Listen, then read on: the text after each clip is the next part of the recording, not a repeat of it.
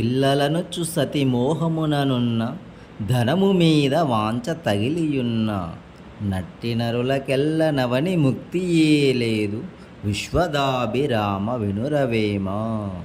పద్యం యొక్క వివరణ. నా భార్య, నా పిల్లలు అనుచు నిరంతరం వ్యామోహముతో బంధాలతో బంధింపబడి ధనముపై అమితమైన కోరికతో సదా వాటి కోసమే జీవితాన్ని, నీకున్న సమయాన్ని వృధా చేసుకుంటే ఎన్ని జన్మలెత్తినా ఈ భూమి నుండి నీవు విడుదలై వెళ్ళలేవు.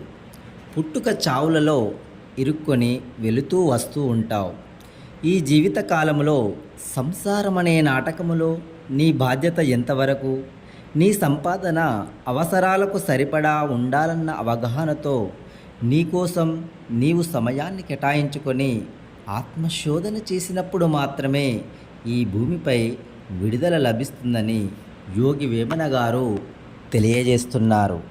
Thank you.